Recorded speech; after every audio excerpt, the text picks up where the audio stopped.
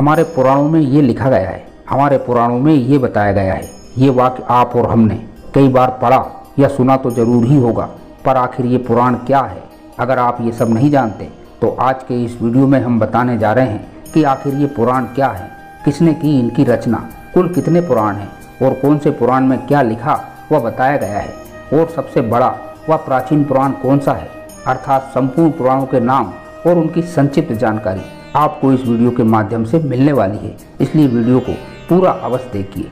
नमस्कार और स्वागत है आपका बीएल ज्ञान के इस एक और आध्यात्मिक और रोचक जानकारी से भरपूर वीडियो में आगे बढ़ें उससे पहले आपसे एक बार फिर निवेदन है कि अभी तक भी आपने हमारे इस चैनल बीएल ज्ञान को सब्सक्राइब नहीं किया है तो आपसे निवेदन है कि चैनल को सब्सक्राइब जरूर कर लीजिए, ताकि धर्म, अध्यात्म, रहस्य, रोमांच और जीवन में काम आने वाली अनेकों प्रकार की उपयोगी जानकारियों से भरपूर वीडियो आप तक सबसे पहले पहुंच सके। पुराण शब्द का शाब्दिक अर्थ है प्राचीन यानी पुराना। पुराण हिंदू धर्म के प्राचीनतम ग्रंथ हैं। महर्षि वेदव्यास ने पुराणों को हमारी प्राचीन भाषा संस्कृत में संकलित किया था। उनमें लिखित ज्ञान और नैतिकता की बातें आज भी प्रासंगिक, अमूल तथा मानव सभ्यता की आधारशिला है। क्योंकि वेदों की भाषा तथा शैली बहुत ही कठिन है, इन्हें समझना इतना आसान नहीं है, तो वहीं पुराण का ज्ञान इन्हीं वेदों का रोचक संस्करण है। उनमें वर्णित जटिल तथ्यों को कथा कहानियों के माध्यम से बड़े ही सरल तरीके से समझाया गया है। हमारे हिंदू प्राचीन ग्रंथों में कुल 18 पुराणों का वर्णन मिलता है। ब्रह्मा, विष्णु तथा महेश को उन्हीं पुराणों के मुख्य देव के रूप में दर्शाया गया है। तो आइए अब एक एक करके इन्हीं 18 पुराणों के नाम और इनका संक्षिप्त परिचय जानते हैं। सबसे पहला पुराण ब्रह्म पुराण। ये पुराण सबसे प्राचीन पुराणों में से एक है। इस पुराण में 246 अध्याय तथा 14,000 श्लोक मिलते हैं। इसे आदि पुराण भी कहा गया है। इसमें सृष्टि की उत्पत्ति, मनु के वंश, देवताओं और प्राणियों की उत्पत्ति तथा रामायण और कृष्ण अवतार की कथाओं का वर्णन भी किया गया है। इस पुराण में तीर्थों का वर्णन भी मिलता है। दूसरा है पद्म पुराण। इस पुराण में कुल 55,000 श्लोक मौजूद हैं। इस पुराण को मुख्यतः 5 खंडों में बांटा गया है, जो कि है सृष्टि खंड, भूमि खंड, स्वर्ग खंड, पाताल खंड और उत्तरखंड। इस पुराण में व्रतों के महत्व, तुलसी जी की महिमा, श्री राम जी आदि का वर्णन भी किया गया है। तीसरा है विष्णु पुराण। 23,000 श्लोकों के साथ विष्णु पुराण के रचयिता भी वेदव्यास जी ही है। इस पुराण में समुद्र मंथन, भक्त प्रहलाद की कथा, राज ऋषियों और देव ऋषियों के चरित्र के बारे में तार्किक ढंग से दर्शाया गया है। इसके अलावा ग्रह, नक्षत्र, पृथ्वी, ज्योतिष के बारे में भी इसमें लिखा गया है। वेद की शाखाओं, श्राद्ध विधि का वर्णन भी इसी पुराण में किया गया है। चौथा है वायु पुराण। वायु पुराण को शिव पुराण भी कहा गया है, क्योंकि इसमें भगवान शिव की पूजन विधि तथा उनकी महिमा का विस्तृत वर्णन किया गया है। इसके अलावा इस पुराण में भूगोल, खगोल, ऋषिवंश, राजवंश, संगीत शास्त्र, वेद शाखाओं, शिव भक्ति, सृष्टि क्रम, तीर्थ, श्राद्ध, पितरों के बारे में भी पढ़ने को मिलता है। पांचवा है भागवत पुराण। इस पुराण में कुल 12 स्कंद और 18,000 श्लोक मौजूद हैं। ये मुक्ति मार्ग दर्शाने वाला पुराण है।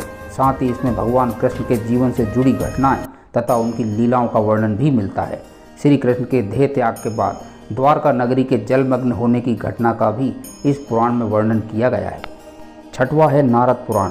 इस ग्रंथ को महापुराण भी कहा गया है। इसमें कुल 15,000 श्लोक हैं और इसके 2 भाग हैं। नारद पुराण में सभी 18 पुराणों का सार भी मिलता है। इसमें उत्सवों तथा व्रतों का वर्णन भी मिलता है।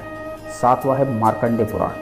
मार्कंडेय पुराण को प्राचीनतम पुराणों में से एक माना गया है। अन्य पुराणों की अपेक्षा में ये एक छोटा पुराण है। इस ग्रंथ में 9,000 श्लोक और 137 अध्याय मिलते हैं। इसमें अग्निदेव, इंद्रदेव और सूर्यदेव जैसे वैदिक देवताओं का वर्णन मिलता है। इसमें श्री कृष्ण और देवी दुर्गा की कथाओं का वर्णन भी मिलता है।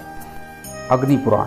अग्नि पुराण वक्ता और श्रोता पर आधारित है। इसके प्रवक्ता अग्नि और श्रोता वशिष्ठ हैं, इसीलिए इसे अग्नि पुराण की संज्ञा दी गई है। इसमें भगवान विष्णु के अवतारों सहित शिवलिंग, दुर्गा, गणेश, सूर्य, प्राण प्रतिष्ठा आदि का वर्णन किया गया है। इसके अलावा इसमें भूगोल, गणित, ज्योतिष, विवाह, मृत्यु, शकुन विद्या, वास्तु विद्या, दिनचर्या, नीति शास्त्र, युद्ध विद्या, धर्मशास्त्र, छंदकाल आदि का वर्णन भी बड़े ही विस्तार से किया गया है। भविष्य पुराण, इसे विश्व पुराण भी कहते हैं। इसमें भविष्य में होने वाली घटनाओं का वर्णन पहले ही किया जा चुका है, जैसे मौर्य वंश, छत्रपति शिवाजी, मुगल वंश तथा मोहम्मद का जिक्र भी इसी पुराण में किया गया है। और इसी तरह कलयुग में होने वाली अनेकों घटनाओं का वर्णन इसमें पहले ही किया जा चुका है। इसमें कुल 121 अध्याय और 2800 श्लोक है। 10वां है ब्रह्म वैवर्त पुराण। इसमें भगवान गणेश, लक्ष्मी जी, सावित्री तथा श्री कृष्ण के चरित्र का वर्णन किया गया है। इसे वैष्णव पुराण भी कहते हैं। इसमें आयुर्वेद का ज्ञान भी मिलता है। इस ग्रंथ में 18,000 श्लोक तथा 163 अध्याय वर्णित है। लिंग पुराण। इस ग्रंथ में भगवान शिव के सभी अवतारों की कथा मिलती है। इसमें अघोर विद्या का उल्लेख भी किया गया है। 12वां है वराह पुराण। वराह पुराण में भगवान विष्णु के वराह अवतार का वर्णन मिलता है। इस ग्रंथ में 10,000 श्लोक और 217 स्कंद हैं। स्कंद पुराण। ये पुराण सबसे बड़ा पुराण है। इसमें 81,000 श्लोक और 6 खंड हैं। ये शिव के पुत्र कार्तिकेय के नाम पर है। इसमें नक्षत्रों, नदियाँ तथा ज्योतिर्लिंगों का प्राचीन भारत का इतिहास मिलता है। वामन पुराण। इसमें भगवान विष्णु के वामन अवतार की कथा बड़े ही विस्तार से बताई गई है। इसमें 10,000 श्लोक और 95 अध्याय हैं तथा 2 खंड हैं। कूर्म पुराण। इस पुराण में चारों वेदों का संक्षिप्त सार मिलता है। इसमें भगवान विष्णु के कूर्म अवतार की कथा का वर्णन भी बड़े ही विस्तार तरीके से किया गया है। इस पुराण में 18,000 श्लोक और 4 खंड हैं।